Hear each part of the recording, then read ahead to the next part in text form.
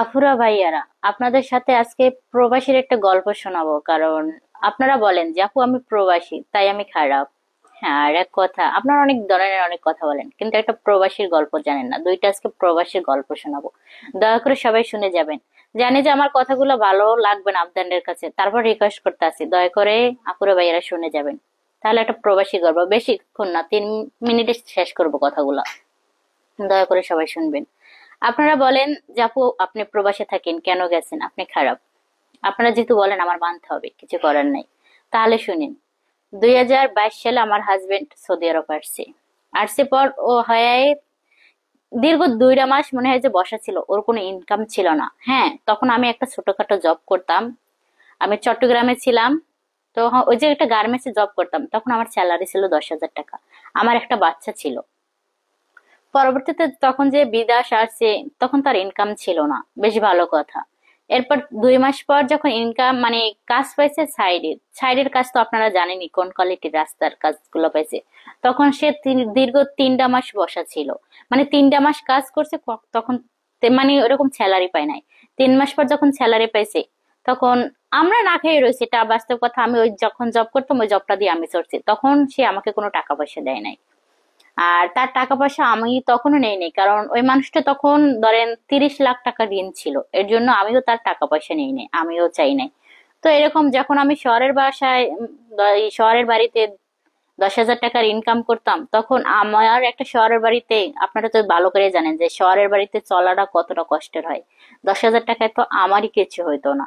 তখন আমার একটা বাচ্চা ছিল, তখন আমি কিভাবে চলি বলেন। অনেক কষ্টের বিষয়, ওই সময় অনেক কষ্টের দিনগুলা কাটছে।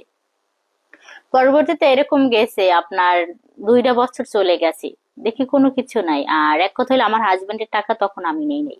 আমার হাজবেন্ডও আমাকে অনেক তখন টাকা দেয় নাই, এই মেন কথা, তখন আমার হাজবেন্ডও আমাকে টাকা দেয় নাই। আর সত্যি কথা বলতে কি, ওইরকম সম্পর্কটা তখন ছিল না। কারণ আপনারা তো জানেন, টাকা পয়সা আছে যার সম্পর্ক আছে তার, টাকা পয়সা নাই যার সম্পর্ক তার সাথে নাই, এটা বাস্তব কথা। কিন্তু সে আমাকে কোনো টাকা পয়সা দেয় নাই, খাওয়ান পরন দেয় নাই, ওরকম সম্পর্ক আমার ছিল না। আর একটা কথা, আসসালামু আলাইকুম। তো আপনারা বলেন যে এটা আপনার কয় নাম্বার জামাই, এটা আপনাদের ভুল ধারণা, কারণ আমি কোনো ভিডিওতে প্রকাশ করি না, এটা আপনারা বলতে আছেন। হ্যাঁ, আমার 2টা বিবাহ আমি মানি। আমার প্রথম বাচ্চা যেটা আমার আছে, তো ও জায়গা দিয়ে আমার মানে বেকআপ হয়ে যায় কি, আমার মা বাবার পছন্দের বিবাহ ছিল। তো তো ওই জায়গা দিয়ে মানে একটু বাজাবাজির কারণে, মানে যৌতুকের কারণে ওই জায়গায় ছাড়াছাড়ি হয়ে যায়। তখন আমার বাচ্চার বয়স ছিল 3 মাস। তো এটা নিয়ে আমার বাচ্চাটার আমি মানে বড় করতে আসি, আমি খাওয়ান পরন দিতে আসি। তো করতে করতে আমি তোমার চলছি, কারণ মেয়ে জীবন, লাইফ তো সারা জীবন একরকম থাকে না। তো তার পরবর্তীতে আমার তার সাথে বিবাহ হয়। তো তার সাথে আমি অনেকটা সুখী আছি, যেভাবে কাটি না কেন, খাওয়ান পরন না দিলেও আমি তার কাছে মানে অনেকটা সুখী আছি, আমি প্রকাশ করি না ভাই। তো এরকম চলতে চলতে চলে গেছে। পরবর্তীতে একবার চিন্তা করলাম, সে তো আমাকে মানে টাকা পয়সা দিতে আছে না, আমার জীবনটা এভাবে কতকাল কাটবে। তো এক হইলে আমি তো তারে ছাইরে অন্য কোথাও যাওয়ার চিন্তা ভাবনা ছিল না আমার, আর এখনো ভাই নাই। আজ দীর্ঘ 7টা বছর হয়ে গেছে তার সাথে জড়ানোর, কিন্তু এখনো নাই।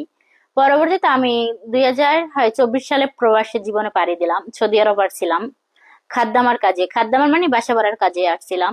তো ওই জায়গায় আমি 11টা মাস ছিলাম। 11টা মাস ছিলাম পর ওই জায়গা থেকে আমি আপনাদের সাথে অনলাইন জগতে চলে আসছি, মানে কাজ করার জন্য। হ্যাঁ, আমি অনেকটা ভালো ছিলাম।